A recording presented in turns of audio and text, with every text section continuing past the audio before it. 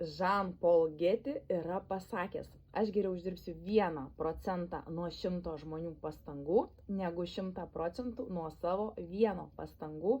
Ir kas tai suvokia, tikrai yra galinga mintis, labai stipri citata, nes daugelis žmonių neturi tokio finansinio sverto ir jie išmaino savo laiką į pinigus, todėl norėdami uždirbti daugiau, turi kuo daugiau laiko praleisti darbe.